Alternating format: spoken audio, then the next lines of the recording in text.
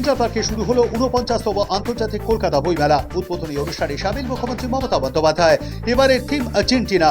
সাধারণ পাঠকদের জন্য দরজা খুলতেই ভিড়ের আভাস।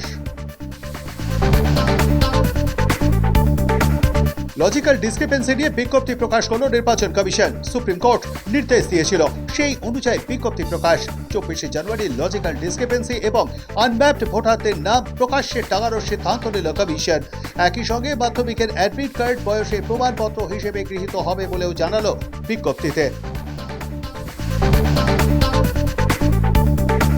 শনিবার লজিক্যাল ডিসক্রিপেন্সির তালিকা প্রকাশিত হবে। তারপর শুনানি বা সংশোধন প্রক্রিয়াকে কেন্দ্র করে পশ্চিমবঙ্গে যাতে কোনো রকম অশান্তি বা প্রশাসনিক গাফিলতি না ঘটে তা নিয়ে চিঠি দিল নির্বাচন কমিশন। চিঠি গেল মুখ্য সচিব, রাজ্য পুলিশের ডিজি, কলকাতা পুলিশ কমিশনারের কাছে। সাফ হুঁশিয়ারি, গাফিলতি দেখা গেলেই কড়া পদক্ষেপ নেওয়া হবে। এসআইআরের নামে কবি সাহিত্যিকদের হেনস্থা। বইমেলার মঞ্চে সবাইকে প্রতিবাদের ডাক মুখ্যমন্ত্রীর। নিজের সৃষ্টিশীল প্রতিবাদও তুলে ধরেন মমতা। জানান, ২৬ সালেই তিনি এই বিষয়কে কেন্দ্র করে ২৬টি কবিতা লিখে ফেলেছেন। এসআইআর এর যে হ্যারাসমেন্ট চলছে, যেহেতু এটা সাল ২৬টা কবিতা আমি হেলিতে যেতে যেতে দুদিনে লিখে দিয়েছি, ২-৩ দিনের মধ্যে। ওটাও স্যার হিসেবে বেরোবে। বঙ্গ দখলের ভিত শক্ত করতে প্রধানমন্ত্রী নরেন্দ্র মোদীর পর চলতি মাসেই বঙ্গে আসছেন স্বরাষ্ট্রমন্ত্রী অমিত শাহ।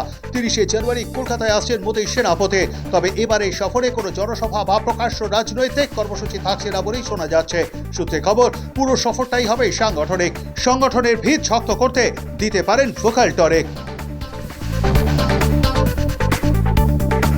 বিধায়ক তহবিলের টাকা বন্দি, তহবিল আটকে শাসকের প্রতিশোধ। প্রতিবাদে শিলিগুড়িতে অনশনে বসলেন বিজেপির বিধায়ক শঙ্কর ঘোষ। বিষয়টি প্রকাশ্যে আসতেই রাজনৈতিক মহলে শুরু হয়েছে তীব্র শোরগোল। ভোটের আগে বিজেপির সস্তার রাজনীতি বলে কটাক্ষ শাসক শিবিরের।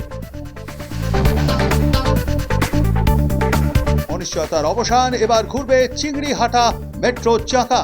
হাইকোর্টের নির্দেশের পরে ৬০০ মিটার জোড়ার কাজে এলো গতি।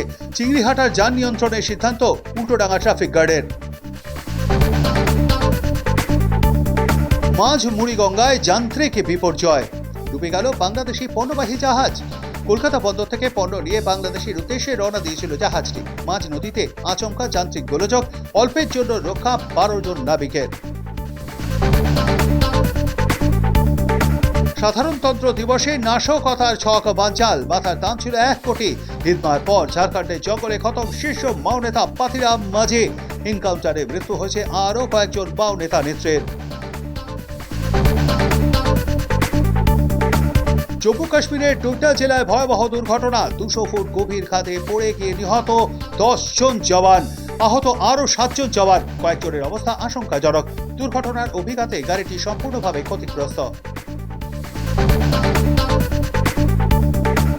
নজর রাখবো ওয়েদার আপডেটে। আবহাওয়ার বদল চলতি সপ্তাহে।